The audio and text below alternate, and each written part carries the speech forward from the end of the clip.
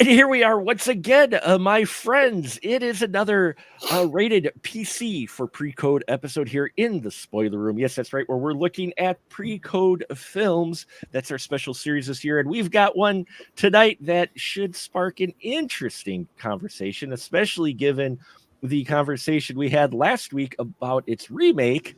This tonight, we are actually going to talk about the original 1931 M, starring probably the name that you recognize the most of this is Peter Lorre and directed by Fritz Lang. So thank you for venturing down the stairs, pulling up a chair and popping your favorite drink with us as we talk movie spoilers. And I have a wonderful panel of very talented individuals tonight to talk about this interesting film. First off with us, he's back with us from the establishing shot. It is none other than Mr. Jeff York.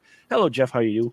Good. Great to be here with you guys. Sorry I missed M last week, but this is the real M. So the real M. And we're not talking about James Bond's M either. And we have someone who would probably agree with you given our conversation last week. He's back with us, Joe Randazzo. Hey, How are you, sir? Doing great. Fantastic. And the man who keeps coming back for more, my right-hand man, he's here with us, Mr. Ian Simmons. How are you, sir? I'm doing all right. Good to hear. You survived the Oscars, so there you go. Wouldn't go that far. At least this it is my made unearthly form. Is your unearthly form. Yes. So Ian, your hair is desperately trying to get to Timothy Chalamet in Dune 2, I think. It is. It is. Yes. Well, I just need the nose plug and I'm all there. There you go. Yeah. That won't get you any closer to Zendaya. I'm sorry, Ian. So that's totally okay. She's not the peanut butter to my chocolate. Wow. And so we're going to go to the synopsis of 1931's M, which may sound very familiar. And tonight, since he is with us, Mr. Jeff York, please give us a synopsis of M from 1931. All right. Well, it's interesting. It is Fritz Lang's favorite movie that he's made, and he's made many classics. And I think it is remarkably influential, and it looks in some respects as contemporary as films are today. I had a chance to look at it over the weekend in a very beautiful copy of it for free on YouTube. But a group of children are playing in Berlin in the early 30s, I guess, contemporary time.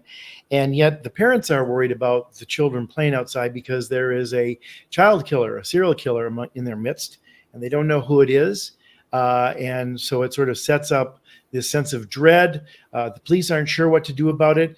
It was kind of one of the first procedural movies because you definitely see all the detective work that's going into sort of how they find the clues, they examine the handwriting, they investigate some other tips and leads, and you see kind of the footwork being done to try to nail this killer. But we're shown it before the police are, and it turns out that it's this kind of meek. And I was surprised how young he looked in this. I always thought of him as being older, but they definitely treat him as sort of a young, probably mama's boy, probably pervert by the name of Hans Beckert, who is played by Peter Lorre before he became very skinny in his sort of Hollywood years. And he likes little girls, and he likes to pick them up and hold their hand and buy them candy and then somehow do them in, though, because even though this was the pre-code days, they tastefully, and Fritz Lang was very good about this, did not show the actual harm being done to these children. He goes out of his way to state that that's how he wanted it. That's right. And it would have probably been absolutely too unseemly for anybody to see. It was still controversial at the time because children were going to be, front and center as the victims here and everything else. But the fascinating thing about this story and why I think it's such a great movie and why it maybe lasts is I think it had a very sort of clever and sly plot to it. Once the plot takes over with the police looking for this man and trying to stop him before he can kill again, all the police are out in droves to try to stop Beckert.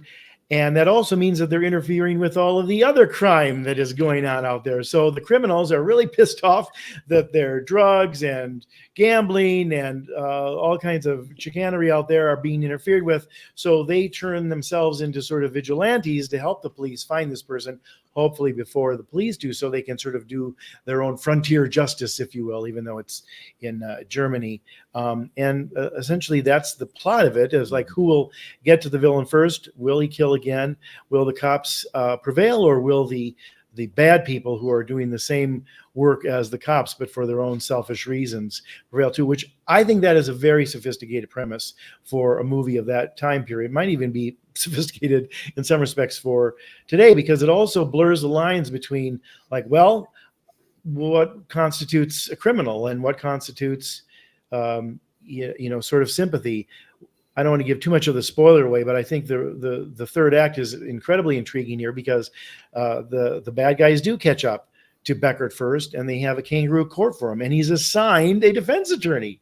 One of their very own is placed in the unenviable task of having to stand up and defend him, and he does a very good job about it, talking about it and sort of saying, like, who are we to judge? And if this man is insane, as we think he clearly is for his perversions and acts that he cannot stop, as Heckert does in his own defense, claims that it's an impulse in him that he can't control, and he wants to, he knows he's doing bad, that they in those days did not put mental patients or people who had psychosis like that to murder. So if they're going to assign this man to the death penalty in their kangaroo court, is that fair and just? So it becomes this whole sort of dissertation on where the line is between vigilantism, good and bad, who gets to make the choices for other people's punishment, et cetera, all very sophisticated. And I dare say, I think it's a very scary movie. It's tense and nerve-wracking. It's shot incredibly well. I mean, don't you think it's interesting too, guys? I'll just throw this out, Mark. I don't want to usurp your job as the host here, but the one thing that I noticed when I watched it, as this was going to be talked about, is how often the people are looking directly at the camera, pleading to us, trying to persuade us. And even the end is about, like, are you keeping your children safe? I mean, there's almost this kind of like, what are you doing about it? And where do you stand in this? It's really put on, the onus is put on the viewer. And I thought it's almost like Jonathan Demme. They're looking right at the camera. Remember how many times Jonathan Demme had in his movies, like in Silence of the Lambs? I mean, Clarice is talking to us directly, as is Hannibal Lecter. You get very few over the shoulder shots when they're conversing there, but same here. They're all looking at us, kind of implicating us, asking us what would we do in this moral quandary. So I think it's a scary movie. It's a sophisticated movie. It stands the test of time, and you'll never think of Griegs in the Hall of the Mountain King the same after hearing it become the theme song of Here Comes the Killer. He likes to whistle. And by the way, Peter Lorre could not whistle. So you know who's doing that whistling? Fritz Lang. Isn't that funny? I love that. That's He's wonderful. Like, shit, must I do everything? Oh, for God's sake. Fine, I'll whistle for you. Well, yeah, because you're talking 1931. So you're talking about as we've mentioned in the last two pre-code movies we've talked about, and even some of the other ones, you're talking early talkies. So we're not talking about a whole lot of post-production in your audio. Right. We're talking about recording on stage audio at the time. So yeah, the fact that Fritz had to whistle is definitely an interesting tidbit for sure. Ian, I know this was your first viewing of it when we talked about it last week. What were your thoughts? Because I know how Joe, I know how Joe feels, and we know how Jeff feels, but what were your take on this? You know, it's hard, and I knew we were going to run into this problem because I hadn't seen 1951's M before. Right. We talked about it last week. Mm-hmm. I hadn't seen Fritz Lang's 31M, the original, until I finished it literally 10 minutes before he got on here. Oh, wow. I don't like the 31 version. And I think part of that is I appreciate it. I understand its importance. But I think what the 51 version did was make it more entertaining and accessible and American. And I think that's what it needed. This movie is, just my kind of cold assessment is it's overlong. It's very in love with as Jeff called it, the procedural nature. I mean, there's so many shots of people, either the gangsters or the cops, and they all kind of look the same except for the one commandant guy in the leather jacket, sitting around smoky rooms, barking at each other, looking at maps, reading papers, and endless documents. Peter Lorre is great. He's photographed very well. The kind of container scene, the storage locker scene at the end, some great, kind of twisted, distended hallways. It's very creepy. But in terms of just sheer personality and movement and richness, that I think the sketch from 1931 is really filled out by was it Joseph Losey? I might have that wrong. Yeah, Joseph Losey was the director of the 51. Yeah. In 51. I mean, you look at I love that. I was shocked because one of the things I loved about the first film is towards the end when the mob has trapped our killer in that that giant building with the mannequin department store in the top and all that stuff. He's got the little girl with him. In this movie, she gets away. And so to me, that immediately kind of sucks away a lot of the dread, the potential, the what's going to happen in this moment. It's just a guy who's trapped like a rat in a cage. I don't care about him because we know he's a child killer. So it's like, if it weren't for Laurie's expressiveness and Lang's gift at capturing that expressiveness, I think I would have completely checked out. There are some things that I liked, but I mean, on balance, I feel like if I had watched this version last week, I probably would have gone into the 51 version with crossed arms because I'm like, great, I'm about to be bored all over again. But in this one, it was boring, but also fascinating to me because I was contrasting like all the stuff that I liked about the 51 version and the stuff I didn't like about the 31 version. I think it's a huge improvement, but I also understand, it's Fritz Lang. It's historically important, but as we've discussed sometimes on this show, that doesn't mean a whole hell of a lot if you're coming to this stuff for the first time in a modern context. Nice. Visually, I'm going to agree. They do some camera angles and some work on here that is just, for a 1931 film, hell, even for a modern film, are pretty amazing. You can see why Fritz Lang is talked about constantly as far as his direction, because this film, you're right, Jeff, it is handled, at least visually, far more contemporary than you might think it is for a 1931 film. I'm kind of with Ian. I did enjoy it because this was my first viewing, but at the same time, and I realized what period it was coming from. So I kept reminding myself of that because I'm like, okay, because some of the things did feel a little bit drawn out too much, or a little bit like, okay, we see him open the folder and he's going through the things, some of the things I liked a little bit better.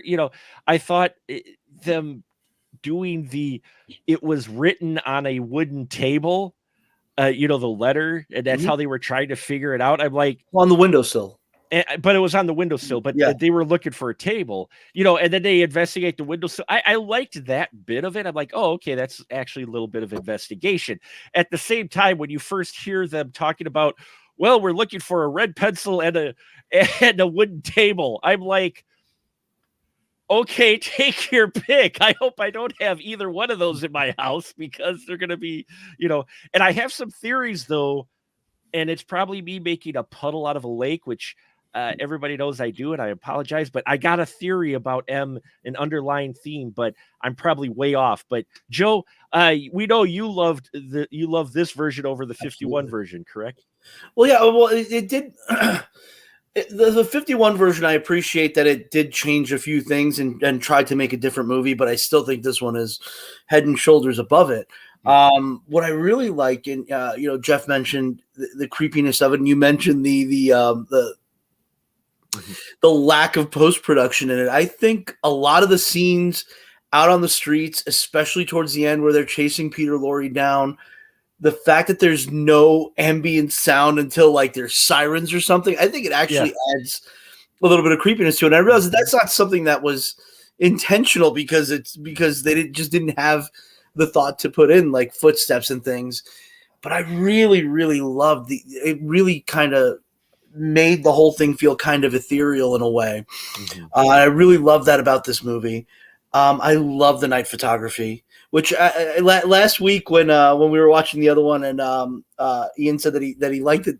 He liked that this one was set in daylight. I was like, all right, so he's probably not gonna like. And you're absolutely right. I thought, again, I admire it because it's early days of filmmaking, but watching just thematically what it says about these murders, having it in the daytime just seems like, I mean, it goes back to the whole theme of nothing's going to happen to my kids because they're my kids, that we live in a safe city, everybody knows each other, they're just coming home from school in the daylight, and then these awful things happen. You set it at night and it's just a vampire movie.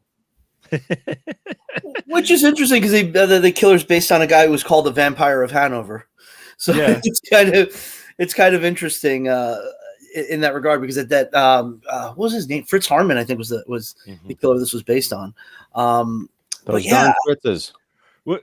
Yeah, and another Fritz was the cinematographer, so we're going to be talking about a lot of Fritzes. I think I kind of feel the 51, as far as entertainment goes, the 51 was nudged a little bit more for me, but I think it's because, and I'm sure Jeff, you can tell that I'm completely wrong in this, but some of these actors in this one, Ian kind of touched on it. It was kind of hard to distinguish outside of the Gestapo looking one, which I'll get to a minute of the underlying theme here, but outside of like our main character and maybe one or two, everybody felt very similar. I couldn't tell the difference between the detectives really, even though one was supposed to be like the Ludwell, the bigger guy. It was kind of hard to tell the difference between them, and especially the gangsters. It was like, I think the 51 had a little bit more colorful characters than this one, whereas this one, it is more of a straight procedural for it's basically inventing the genre. But at the same time, I guess for me, I didn't feel there was as many memorable like actual characters outside of Peter Lorre, who is Peter Lorre. He literally just has to exist in a movie and you will remember him. He's a character in itself. But I mean, I think one of the fascinating things about these discussions and why I like them so much, and it's not only just people who appreciate and love film and storytelling talking about how they see it, and various people can see it different ways, but it also, I think, is, as Ian said, it's about history and context. And, I think maybe for me, I'm a little more forgiving of it because I'm a little bit closer to that genre. I mean, that stuff was part of the Late Show when I was growing up as a kid, so I didn't see it with sort of those modern questions that Ian's asking. That, and by now with everything CSI, and we've been through everything from Kojak to Starsky and Hutch and Columbo, and everything else under the sun, or even worse serial killers, whether it's the modern Mansons or the characters like Anton Sugar and No Country for Old Men. Poor Peter Lorre's guy is a sad sack, and we almost pity him. I think we do, but at the same time, I think in the context of this time period and what it was doing, and the, dare I say, primitiveness of the film industry in many respects, it's kind of a marvel that it does so many of those things as well as it does. And I think I could defend the fact that I think the cops and the robbers are supposed to look very similar. I think there's a blurring of the lines between them. I mean, one of the things that I remember when I watched this a couple of years ago, having not seen it probably in 20 years, and then I just reviewed it over the weekend just to freshen up for this, is they're dressed very similarly. There's not a great deal of difference. They're not like, oh, those are the bad guys, because they're all in shoddy clothing.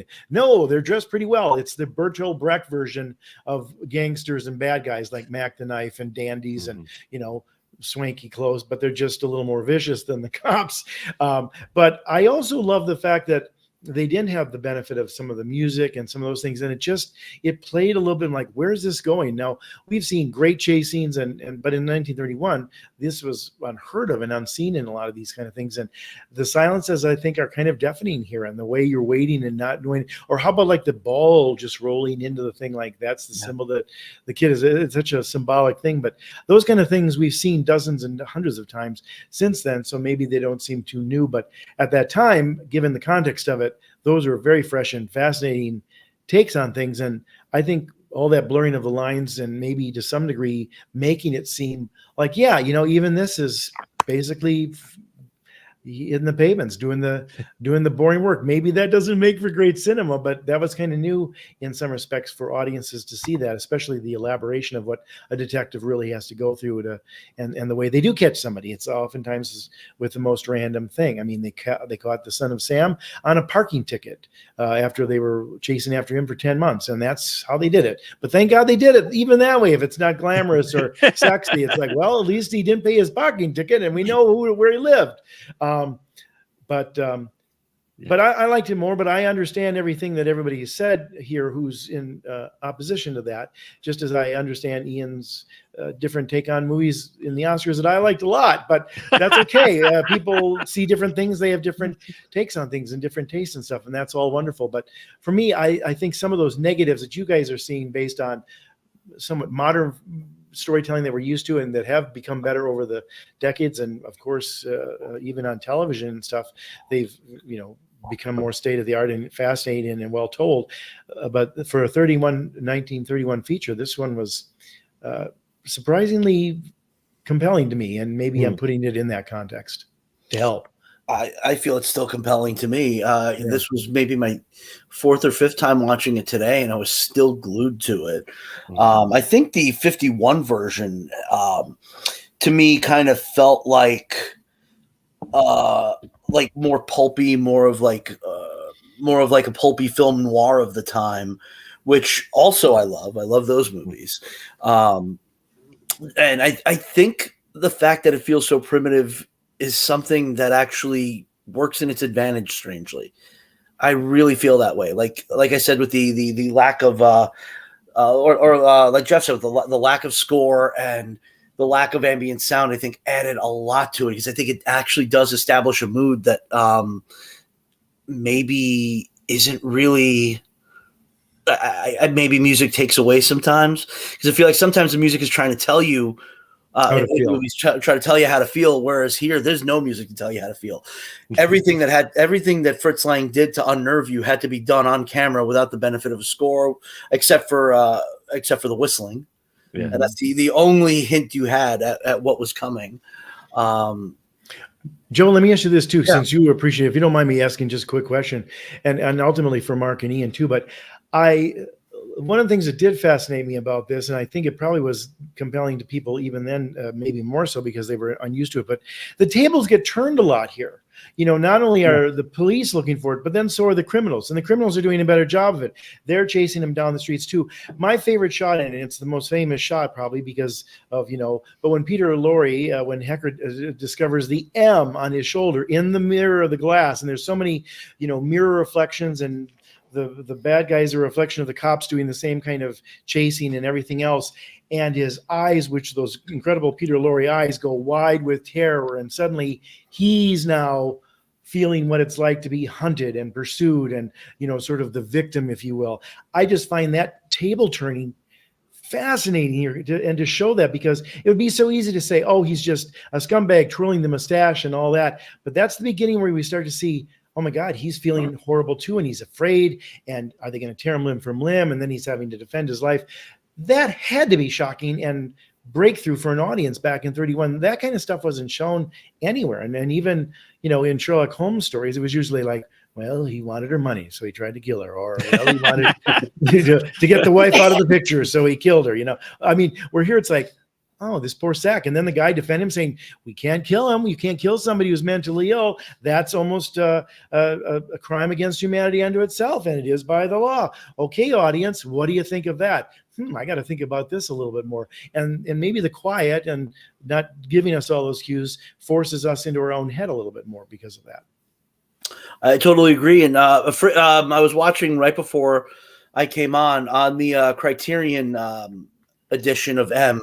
There's a 50-minute interview of William Friedkin interviewing Fritz Lang like a year or so before he died. Oh, wow. And he actually says that he cast Peter Lorre because he wanted the audience to look and be like, wait, that's the killer? That doesn't look like a killer. That doesn't look like somebody who would kill anybody. He just looks like this sad sack of a human being. Did Fritz Lang have full use of his eyes while he was making this movie? I was gonna say, I don't know. I look at Don't you think? Peter But don't you think Lorre. he looks kind of young, and he's a little chubby, and he doesn't look that threatening when you see him with the kids. It's not like they Not cut yet, to him and yeah. his eyes 10 years from are now. like twirling or look shifty eyed. He's kind of But there's only like presented two as- scenes where that's the case. I mean, very quickly on, we get this scene where he's looking in the department store window, and he's like, Yeah. yeah. and then the rest of it, I get the point that you made, Jeff, about the bugged eyes, and that's effective the first time. By the end of the movie, where he's literally just on his knees, his eyes are popped out, and he's like screaming and pounding the pavement in German, I was like, please give me the 51 version where this drunken barrister who's been a character since practically the beginning of the movie, rather than just like literally putting his hand down from out of nowhere saying, I'm going to defend you. Okay. There's all these dynamics that are just missing from this story, and also details, getting to know this character. The shoelaces. I miss the shoelaces. I miss the compartment that is underneath in the closet with the shoes, because I get what you're saying about like we can't kill an innocent man or an insane person. I might beg to differ, because I can't say if that had been one of my kids or one of my neighbor's kids had been ripped apart by this animal and there were 8 more of them, that I wouldn't have been one of the people gassing Freddy Krueger in the boiler room. And that's something that one of the brothers stands up and says that. One of the women stands up and says, right, ask the women who's right. And that was in the 51 version as well. The 51 version also went to greater lengths to say this person is a monster. And the actor who played that monster in the 51 version was much more restrained. There were moments when he was terrified of this braying mob, but there was actually ways to contrast that with the way he behaved throughout the rest of the film. Laurie is a great presence, but in this movie, he just doesn't do nuance. And maybe that's part of what we talk about in terms of like a lot of the transition from silent films into the talkies, is people coming from the stage and literally having to, perform to the back of the room and really use your face and everything. I appreciate that. A certain amount of German expressionism. But in terms of comparison, again, there's a 20-minute difference between these films, like 22-minute difference. And 51, I think, moves. There are moments in this film where like, oh, cool. Now here's the part where, and like, oh, we're going to pull over for 3 minutes to watch people read more papers and smoke. It just, the momentum dies at every turn in this thing. Lots of smoke. Cigarettes needed their own credit in this movie. Oh my God. Whether it was the cops in their detective meeting in the boardroom, what are we going to do to the crooks who were smoking? It was like, wow, okay, I've seen smoking in a movie, but damn. That did deserve an Oscar. Yes, it was annoying because I'm like, I can't see anything, but it was also beautiful at the same time. It was frustrating. Well, and that's what gets me, and that's what was with me the most in this, is while I may not have cared about a number of the things with the story or the division and the actors and not being able to tell, one thing this film really does do well, and I mentioned it earlier, but visually the way it's shot is shot unlike a lot of earlier films, quite a bit. There are some wonderful panoramic shots in here. There's this shot, and I'm like sitting there thinking to myself, it's what you were talking about, Jeff, putting in context. I'm like, 1931, we're talking big cameras, folks. We're not talking about this fucking thing right here, the phone. We're talking about these huge cameras that need 3 people to move. And he puts this fucking thing under a desk with an upshot on the detective. He's got with his giant hanging ball. I didn't need that in my life. But there's some other camera shots too done in here. That how about the crane shots of the street and all the choreography? Yeah. How about the fact that set is so big? That's a very big. Yeah. When you get the chase scene, on the street that Joe was talking about, and it's this top down, 2/3 angle, like you're on the 3rd floor of a building looking down at it. I'm like, some of the stuff in here, the way it was shot and everything was was just fantastic. I mean, the wonderful shot of Peter Lorre's character near the end running, and he thinks he's gotten away, turns around, and there's the whole crowd of people down in the basement waiting for him. And the way it's shot, where it just keeps going, like, oh, it's just these people, and then he keeps panning, and there's more people and more people and more people. I loved that shot. I'm like, okay, he's dead. He's like, can I ask you guys this? Because we're Joe and me, we're Joe and Jeff for the defense here, but apparently we are. Were you not like sort of, I don't know, impressed, maybe as the simplest of terms, by the fact that 10 minutes into the story, you've got normal people in suits and ties and fancy hats and expensive coats on the street acting like the mob? Like they're all sort of becoming like triggered, and they're all like, are they going to rip this person away? This one bespectacled man they think might be it because he's a little odd, and they're grabbing at him, all that kind of stuff. I mean, Fritz Lang is putting it out there as like, he's kind of saying, society is good, probably 1 or 2 or 3, but when they get to be a mob, a group of people, even the most respectable of citizens can, that's half of the Twilight Zone. And yet this man was doing it 30 years before Rod Serling got around to the monsters are due on Maple Street. I found that fascinating. I'd forgotten that 10 minutes in, it's like, shit, he's already saying, look at how everybody quickly jumps to conclusions. And I know what you're saying, Ian, about as being, I'm not a parent, but I understand it, even though I can't directly relate to that,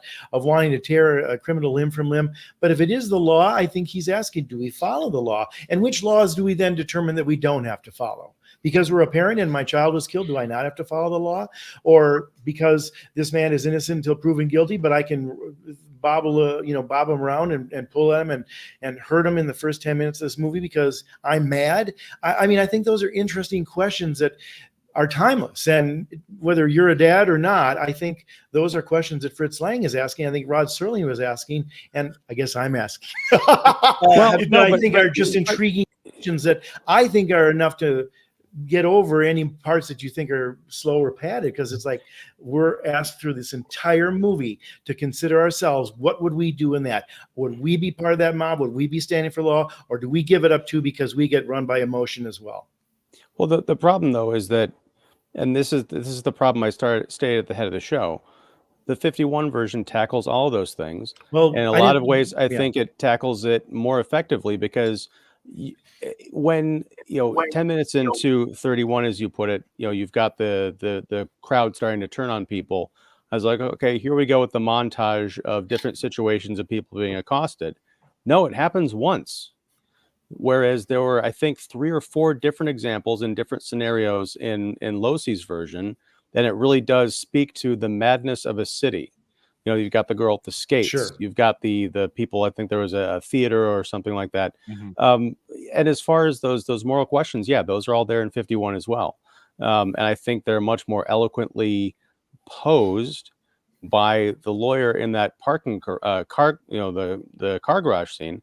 And on top of that, the bit in the basement at the end of the 31 version, I thought was rather comical, because as you put it, Mark, you see this crowd of people and then you just see how big it is. It's kind of like at the end of The Dark Knight Rises, we're supposed to believe that every cop in Gotham City is down in the sewers. I'm like, where the fuck did these people come from? They're all being held underground. Right. But if you look at 51, it is only, there's a large group of them, but they're only the cabbies who are on the payroll of the mob, along with a few other people. It's very contained, and it's just the amount of people you need to have a really scary mob. It doesn't have to be 300 people. Yeah, it's interesting, the difference between the two, and we have 2 different schools of thought. I don't think Ian and I are saying that the 31 version is bad by any means, but as far as rewatchability, I would watch the 51 over the 31. Now, I'm going to throw this out here. It's going to be making a lake out of a puddle. Okay. Oh, this is your theory. Let's hear it. Here we go. Okay. Looking at when this film was made, 1931, in Germany. Let's look at the story in here, but maybe my imagination was making up subtext, but our villain is dressed like a Gestapo. Okay. Hitler was on the rise and he became chancellor not a year later after this film came out. You had the Nazi party rising, you had police states, you had suddenly paranoia and lockdowns of, I mean, we see examples here in the 31 version of the cops just coming up with a reason to serve a warrant to search people's homes on just a tip, if you will, the entire warrant. And some of the cops are even dressed like we're used to seeing Nazi soldiers dressed later, officers dressed not too soon later.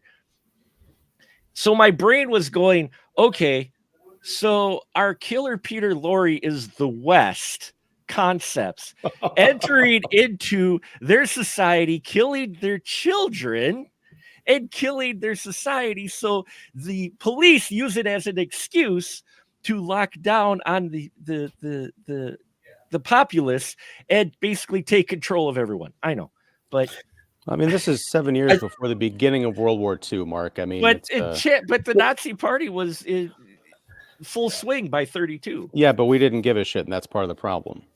Well, the interesting thing is, I thought you were going in a completely different direction with that, which is to kind of compare the police and the criminals, because Fritz Lang eventually escaped Germany to come to the United States to get away from the Nazis. So well, but you do get, you got the criminals who almost are the good guys in the 31 version, more so than because of the way they handle the citizens better versus the police handle the citizens in the 31 version. You do I don't know about that because I'm not sure what the law was as far as being able to just go into people's houses and do searches. I mean, if that was German law, that was German law. It's much easier to tell in an American context when someone is being like, "Oh, we'll just make up anything we want, and so we can get into the house." True. But yeah, I mean, it is. That's one of the things that was kind of distracting to me because it was very funny talking about these screaming Germans talking about like human rights and we can't just kill people we don't like and all this other stuff. I'm like, okay. But I would like to see a double bill. The only way I will watch the 31 version again is if it's on a double bill with the Zone of Interest. I have to see the Zone of Interest still, so I can't. You do have to see the Zone of Interest along with Anatomy of a Fall and M. Perfect triple feature. Jeff, have you seen Fritz Lang's Fury? And he tackles this idea again of just kind of this mob justice, this idea of what happens when groups of people get it in their head that somebody's done something, whether in this case they happen to be right. In Fury, it's the opposite. They basically I don't want to spoil too much of it for people who haven't seen it, but they think somebody committed a crime, and basically a mob tries to kill the guy. And that also tackles the idea of, mob justice, what's right, what's wrong. Fritz Lang seemed to really love doing that with these thrillers, and I love that about him. When was Fury? Where's that? That was after he came to the United States. Spencer Tracy and Sylvia Sidney are the leads. It's 1936, I think, or something like that. This was after he escaped Germany. So a lot of people saw it as a statement of how the kind of fervor can take over, make otherwise normal, decent people into monsters. But yeah, it's very, very good. I want to say the DVD I have is Warner, so it might be on HBO Max. And then Monty Python covered it years later with a witch, burn him. What do we do with witches? We burn them. Shut up. But it is funny, to your point, it has become its own, I think a theme about what you can call it, frontier justice or vigilantism. I think it continually becomes sort of questions of law. I mean, even the movie Judgment at Nuremberg is, were you following laws or were you following the mob or whatever conventional wisdom was at the time? I think those are great topics for any decade, any country, and they often have been. And I think that was an intriguing idea to Fritz Lang, because we all fancy ourselves a very sophisticated, we're superior to animals, we have reason, we have this, but and yet in century after century and civilization after civilization, we have often come very close to exposing the savagery of our human nature versus the ability to control our emotions. And I think that's sort of on display here too, because at the end of it, it could have just been a straightforward thriller, right? There's a child murderer out there. Oh my God, how awful is that? Terrible. You can't imagine much worse. Let's get him, and the mob wants him because he's interfering with their work, and the police want him because obviously the right reasons. But then there's all these sort of overlaps, and sometimes the police are letting this go and they're looking at this and they're encouraging it, and it all becomes a little muddied. And I think that makes it for a fascinating morality tale, albeit with some of the shortcomings of 1931 films, but also with some of the incredible things that they did in 31 as well as they do in many respects today. I will say this too, if you get the chance to see it, I don't know, did you guys watch it on YouTube or Tubi, or where did you watch it? I watched it on Max. It was you on did? HBO Okay, Max. because on YouTube they have a really crisp version of it, and the print is beautiful, and the black and white in it is crisp and really well lit. I mean, again, that's one of those things too for movies of that era, when they did those things with a sophistication to them that you think everything is kind of obvious and a little bit unsophisticated, but even in 1931, things like this were really quite an art. Well, if you compare it to movies that were coming out here in the United States in 1931, even thrillers that were coming out in 1931, it's very still cameras on a drawing room while Charlie Chan is revealing who the killer is. Yeah. It's not like anything. It's not as dynamic as things would become later on. So, I mean, if you compare it to, 31, think Dracula. Dracula's a very static movie for the most part. Not a lot of movement. Right, that's right. The Spanish version moves a lot. Moves the camera around a lot. But yeah, this is doing things that we weren't seeing here in the United States at that time. So I do feel like this is pushing film forward into what it would eventually become too. I think that's a big part of it. Because even when we watched Alibi last month, that was very slow moving. Yeah, very stiff. And we're going to run into that a lot. This is one of those movies, this along with Frankenstein the same year, Scarface the next year, they kind of made films more fluid and more, put more motion into the actual filmmaking. And I appreciate that about it, certainly. Because if this was a conventional 1931 thriller from like the United States, it wouldn't be, I don't think it would be nearly as effective as it is. I was thinking about this. How was this movie discovered? I mean, it's a German film. I mean, they remade it for American audiences in 51, but like, how did it gain? And I guess maybe this is a question about Fritz Lang in general.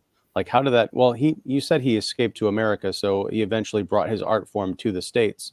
Maybe that's the key. But how did this movie get discovered by like an American and international audience if it's sort of like regional to Germany? Well, German expressionist film is really when you go back as far as Caligari, it had a huge effect on Hollywood in the 30s.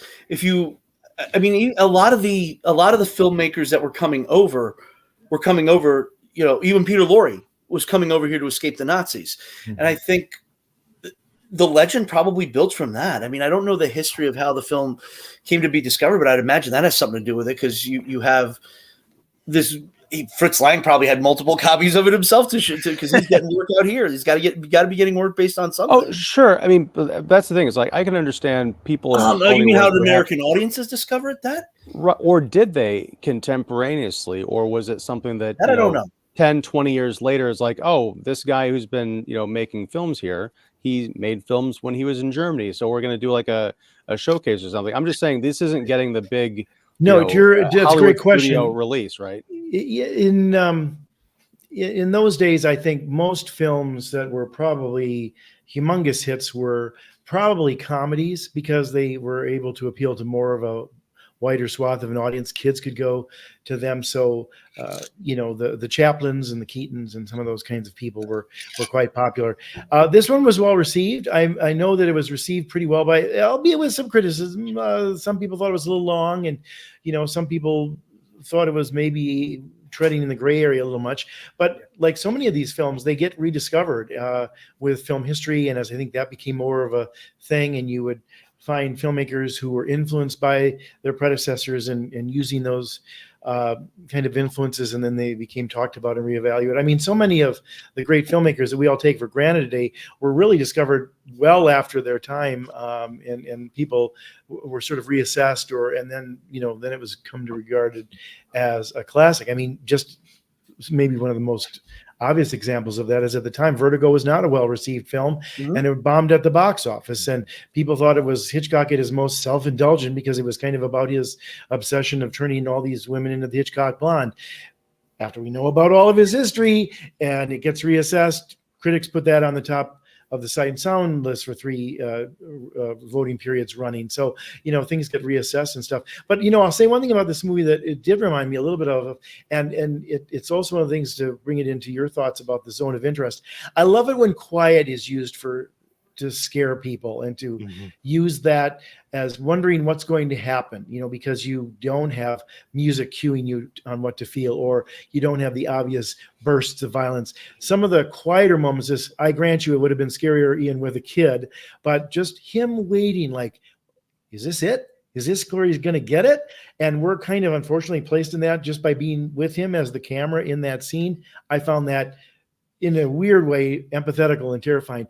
I also think that Hitchcock's finest film maybe is Rear Window, for the way he uses silence in that. There's no underscore in that movie. The only music comes from within the courtyard, either the guy playing the piano or Miss Tarso when she's doing her exercises to the record player. And it's terrifying because those silences are so scary. I mean, just a quick story. I know it's a tangent, but just a quick story. When they released that into the theaters, when I was in my 20s, I think it was, they have the scene where the dog is killed in Rear Window, and everybody comes to the window. And remember, Jimmy Stewart says, everybody came to the window except for one person. And you cut over to Thorwald's apartment, and you see the lit cigarette just lighting. The audience screamed. I mean, it's just silent. And yet we know he's the killer, because these people didn't know until that very moment that Jimmy Stewart was right. And by the way, his name was Jeff in it. So I'm just saying. But I love the way silence is used to just create this terror. And it's like, sometimes that's better than all the noise in the world. I remember a similar moment or a similar experience seeing Rear Window it might have been the Music Box in some re-release probably 20 some years ago. But yeah, that lit cigarette. And I remember people like gasping and like kind of losing their minds. I will say, the bit in the locker towards the end, there was an element that I thought Lang handled particularly well, which was the countdown. The alarm's been pulled. They got 5 minutes and 6 lockers. Go, because all the bad guys are getting ready to clear out, and they're kind of their ringleader is like, no, we're still on the clock. Get searching, and so our killer is hiding in this crowded storage locker, and much like us, he's definitely counting down because someone's saying, "You got 3 minutes. You got 1 minute," and I, along with him, was starting to think, maybe they're just gonna not find him in this version, and they do, of course. But I love that he's kind of ducked down in the shadows behind this kind of like netting or something, and then the moment they shine the flashlight at, he pops up like a dork. And I'm like, what are you doing? But it did seem like it was a dumb move, but it seemed like a realistic move, a moment of panic, and I really did appreciate that. By the way, the clip of Peter Lorre running away and looking over his shoulder, didn't MTV or something use that in the 80s and 90s? Oh, yeah. They had the MTV logo for the M on his shoulder. And he's like, great placement for your MTV logo. And Ian, didn't you not see the historical film last year? The historical film, it was part of an IP. You wonder how they got Fritz Lang's film. Indiana Jones, he was part of the antiquities acquisition, and he rescued the film from the Nazis. Did you see that historically accurate film? I mean, that answered your question right there. I don't know how that's a mystery. Indy, that was one of the artifacts he saved from the. I think. And while we're on that kind of Ian, far-reaching tangent, Ian, let me bring you back to life here. Do you remember when they used to have the cartoon Peter Lorre and the Warner Brothers cartoons? Like, maybe I can use a dog's wishbone instead. Yeah, you remember that? He was always the mad scientist in these things. Poor Peter Lorre, but he kind of got a little typecast. He did, but he got a career out of it. I mean, we talk about typecasting, but he still came up with some memorable characters. I mean, for me, and he worked well into the 60s and early 70s. He worked fantastically with Corman and Price and Karloff. I mean, The Raven. Basil Rathbone. The Raven is still one of my all-time favorite films, and I still quote Peter Lorre from that occasionally when I'll just randomly. He was in the Maltese Falcon. Yep. And I'll just randomly quote. I'll go, "You're defending yourself, you coward." I mean, he's and it's great to see him. It's fun to see him as a heavy in this, because we see him as a heavy later, but before he became a caricature of sorts, in this one, he's not played. We talked about it. He's got a little bit more rounded physically than we're used to. I was going to say, Mark, where are you going with this? Well, one other thing too, to that point, and even the MTV thing that I liked about this, and I know it's kind of the way good procedurals, whether it's Columbo or anything else, work today. And Sherlock Holmes and Agatha Christie, et cetera, but I like it when people are smart or at least driven around sort of solving crimes or fixing things. And I mean, even when the guy is writing the chalk on his hand, he's just a regular Joe, but he's going to label this guy so they can track him. I mean, it's just like, shit, it's something. And then he notices that he's being, and he can't get that. And the little girl, I'll dust it off for you. It's still there. I mean, I just think those things just propel it forward and where people are a little bit smarter and maybe even more evil in some respects than you expect them to be in this. They're thinking and not always playing the dumb victims like in Friday the 13th movie. It's like, why don't you just close the door and then maybe you'll hear when it opens so the killer's coming in. I'm just saying.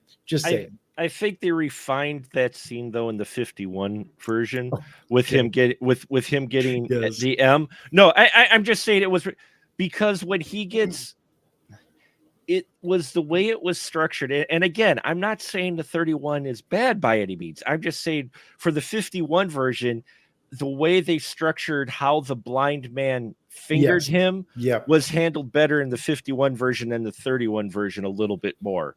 The 31 version relies more on the paranoia of Peter Lorre's character, of him being so anxiety ridden that he just immediately gives himself away because the blind man calls him out. Whereas in the 51 version, we got a little more corroboration, pardon my speech impediment, corroboration with besides just the blind guy giving it, saying who he is.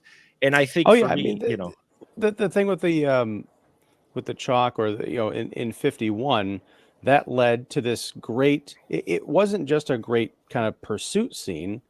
It told the story of how interconnected the underworld of this city is, because everybody started following him. You have that great scene where he's leading the little girl down those steps, and then coming through the tunnel. You have that black guy following him through the tunnel and coming out the other end. And you've got this kind of respectable looking young couple who are dating.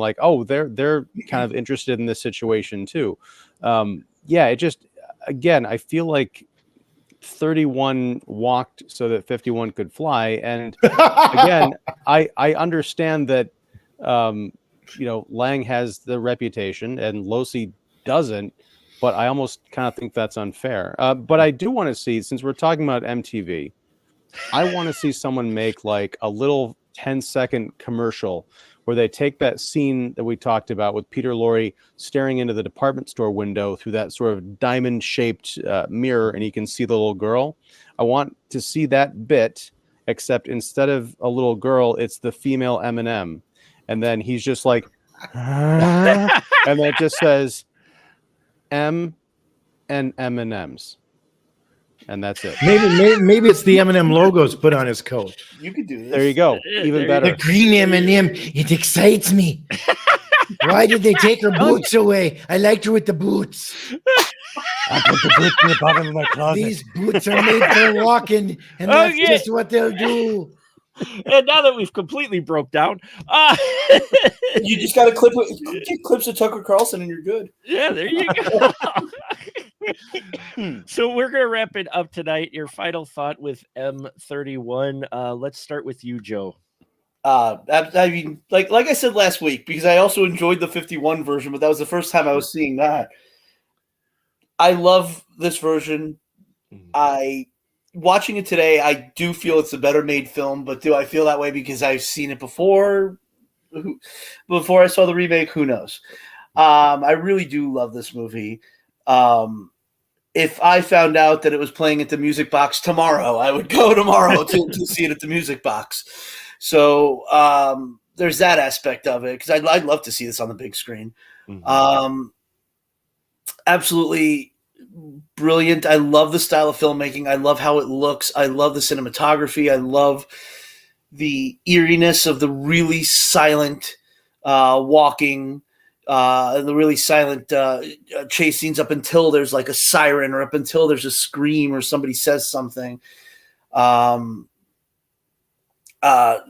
yeah, that's and Peter Lorre's performance during the last, I mean, through the whole movie, but especially that last like 20, 25 minutes, you can see why he became a star. You can see how this is the movie that made him famous, essentially.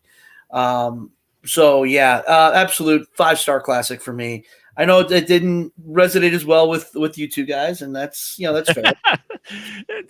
Ian, that's a good lead into you, sir. Thanks. Your final thought. No, well, I would say, Joe, just stick around for another 7 years, 6.5 years, because the movie's going to be turning 100 soon. So I guarantee the Music Box is going to have it there. And it'll Centennial, yeah. Oh, it'll be public domain by then, too. They won't have to pay for it. Well, there you go. And there'll probably be some restored 3D holographic version. It'll be all the rage. Can you imagine those eyes? Can you imagine Peter Lorre's eyes in 3D? They'd probably cause injury to the people in the front row. But no, you must help again. It's oh my gosh, the Music Box. They're going to totally do something with that marquee, I guarantee. No, it's a movie that I appreciate more than I like. And again, I don't know how I would have reacted if this had been the first of the two that I'd seen. I don't know if I would have appreciated the stuff that the remake did that I like over the original, because I think I would have been so like, by the original that I honestly might have gone in with arms crossed and stuff would have just passed me right by. But yeah, can't argue with Fritz Lang or history. So I will not stand to thwart it any longer. Jeff, your final thought?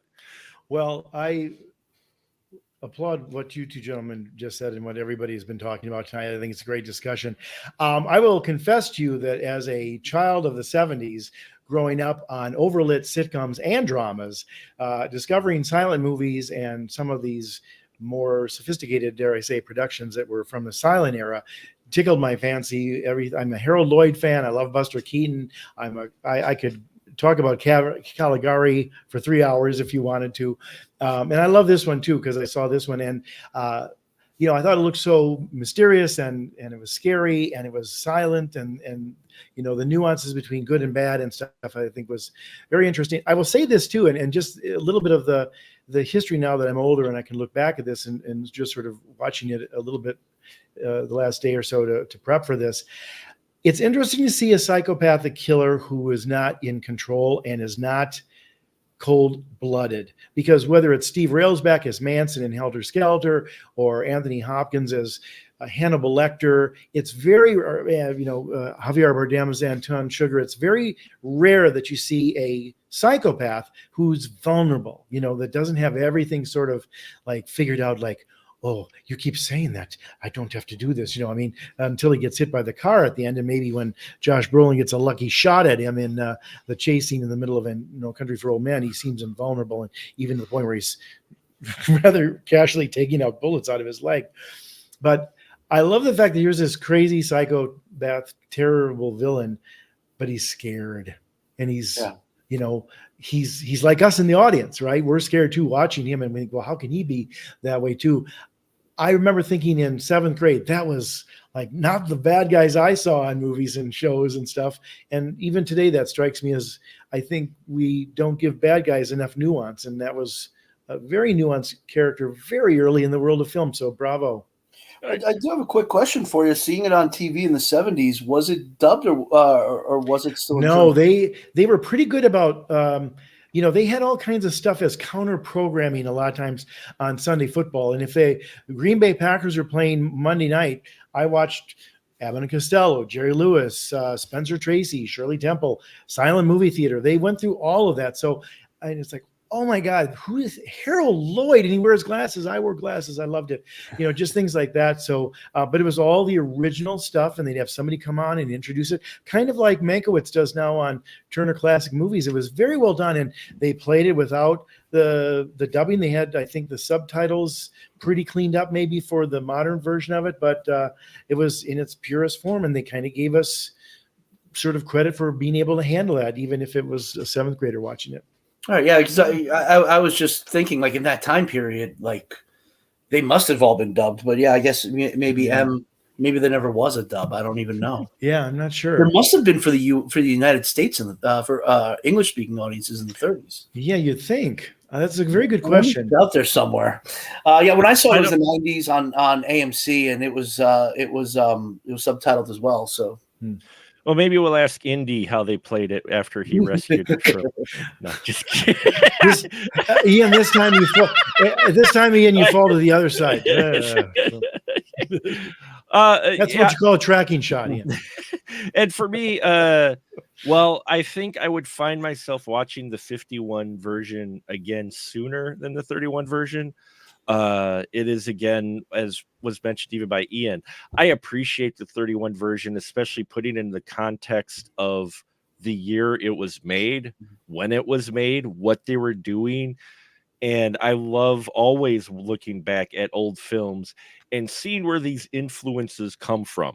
I mean, we just had the Oscars this past weekend, and I guarantee you nearly all of those directors at some point were probably influenced by older classic films, namely not necessarily M, but probably partially M, but other very classic, very early film. Mm-hmm. And it's why I wanted to cover pre-code films this year, is because this is the start of the cinema that we know today. Mm-hmm. These films, regardless of whether or not they're B or not, they were just figuring this shit out at this time. I mean, film wasn't that, especially talkies, wasn't that old, relatively. And so you can see some of the techniques and stuff that were used then are still the techniques that they're using today. Mm-hmm. And we're going to find that with some of the other films that are on our list, which before we get to our license to shill, yes, this is a pre-code film, folks, and therefore we get to see what our next film is going to be for next month for our pre-code films. So let's spin the dial and see where it lands. Oh my God.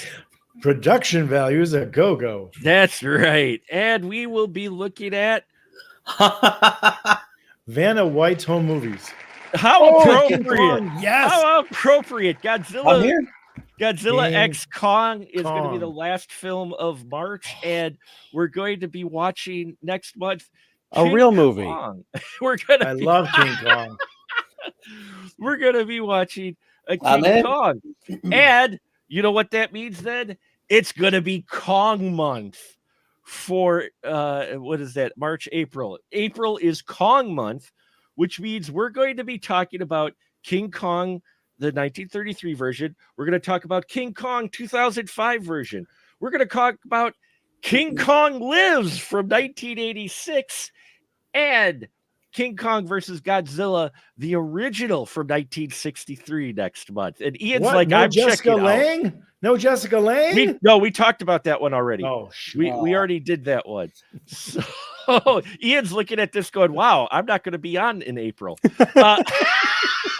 We need a vacation. He's No, gonna take Are a we vacation. talking about Z next week? that part of the alphabet soup? Next week is going to be I. And then the final week of is going to be Z because this is Ms. March month. So, So start watching Ms. I March. now, and you might finish by Showtime. So next watch I now because it is a 3-hour movie. I think my panel, hopefully they'll still respect me in the morning after having to watch I, but it looks interesting. So yes, thank you so much for listening to this conversation, folks. Hope it lets you seek out the 1931 M, regardless of whether or not we thought it was fantastic or just all right. You should watch these older films, and hopefully this wet your whistle for it. Just don't whistle the Hall of the Mountain King, because that will get strange looks by some. So now here we have our wonderful panel gets their license to shill. This is where they get a chance to tell you where you can find all their wonderful stuff when they are not here talking to me and tolerating me. So Joe, you go first, sir. Well, sadly, I'm about to finish for the season my favorite job ever, and I'm going to be tonight finishing up my my last film for the last drive-in. The last one I'm doing the notes for. So this is, I'm going to be turning it in probably in the morning with an email going, thank you so much. This is like the greatest fucking thing I've ever done. I really am happy with this. I recorded, but they're not posted yet. I was on the Whovians podcast last week to talk about Dalek's Invasion Earth 20 AD. So that's got to be posting soon. I don't know when, but I thought it would have been up by now. Also for the Literary License podcast, we just did 4 more episodes of Batman the Animated Series. Oh, and this coming week, because the following Friday I'm working at a sports bar for March Madness, so I'm not gonna be able to record on Friday. So we're doing we're covering 4 movies in one day: Bed Knobs and Broomsticks, Enchanted, Dr. Terror's House of Horrors, and Torture Garden. So we've got a busy little week coming up. I recently found the soundtrack to Bed Knobs and Broomsticks on vinyl. So it's fantastic. It's got a great overture too, by the way. It does indeed. We could do a show on that. I would be happy to sing. I'm working on I can sing most of those songs. I just want you to know that was part of my 7th grade too. Unfortunately, I only have so many hours in like the year. Otherwise, I'd love to do a soundtrack show as well. But I'm working on it. I'm feeling that right now, man. We'll see where we'll fit it in. But sing along, singing a song, on the bottom of the beautiful briny sea, shimmery shiny. Okay. Jeff, since you're singing, where can they find your stuff at? No, it really doesn't matter what I do, as long as I do it with a flair. For those of you who know. Okay. David Tomlinson, unsung. Yes. Great of Hollywood. Or England, I guess. You can read my reviews at theestablishingshot.org underneath my name there. I also write 2 essays a month for pipelineartists.com. It's an online magazine about creativity. And I do 1-minute TikTok movie reviews that also highlight me drawing the characters that sometimes accompany the movies and shows I like in particular. That is Jeff York Writer on TikTok. And I am often honored to be a guest on a very popular show called Kicking the Seat with a great guy, even when he disagrees with me, and which was very, very rare. Although we won't go into my like of some of the Oscar winners yesterday versus yes, but I liked all the ones he liked. We'll talk about. I liked all the ones he liked. Soon. Yeah, I liked all the ones he liked, so that's a good thing. But Joe, a pleasure to sit here and meet you. And I'm going to have to start listening to stuff you talk about. What's your favorite Batman animated series episode? Do you have one? So far, it's either The Man Who Killed Batman. Nice. Or what's the one with the they have all of them? That's there's Almost Got Him. Rukart. The Kangaroo Court. Oh, Oh. yeah. I can't remember the name of the episode right now. My favorite is Heart of Ice, the Mr. Freeze origin story. Mm. But anyway, The two-part. We covered that. thank you, Mark, as well for letting me guest on your great show. It's always a pleasure. Well, always a pleasure to have you and Joe and Ian licensed to shill for you, sir. Well, Jeff already introduced me, so thank you. I'm Ian Simmons of Kicking the Seat. You can find me at kickseat.com. I'm also on YouTube. If you look up Kicking the Seat, you'll find me there. Last night, or whenever you're listening to this, Oscars night, right after the big show, I went on Sam Carrico's Film Fan Club podcast and talked about the Oscars for an hour. So you can direct all hate mail to kickseat@gmail.com. I say bring it on. This Wednesday, I'll be doing a live stream about Darkman from 1990, Sam Raimi's not quite a comic book movie that was rated R. And looking forward to that one. So check it out. Yeah, we talked about Darkman on here a while back in the spoiler room. And I may just hop on that podcast because I love me some Darkman. Robert Durant. Yes. And for anyone who might be interested, after you check out all of their wonderful content, all of my panel, who I'm very blessed to and very fortunate to have, who want to chat with me about movies, specialmarkproductions.com. If you don't know, where you can find all your Movie Man needs.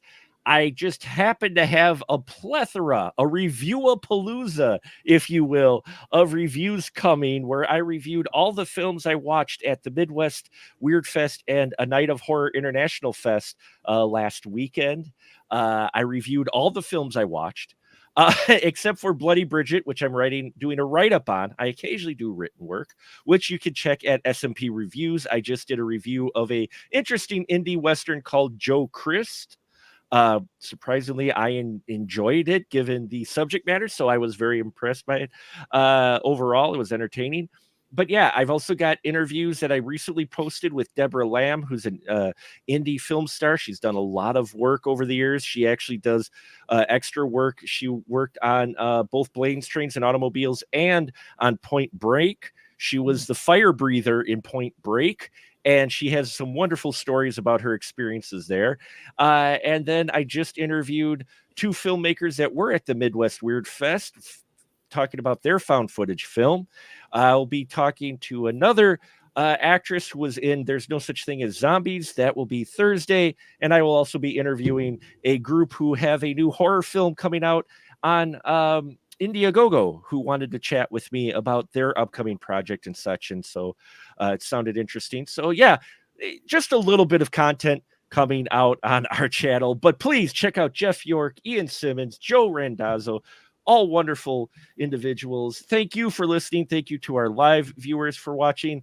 And until next time, we will always say just good night, everyone. Good night.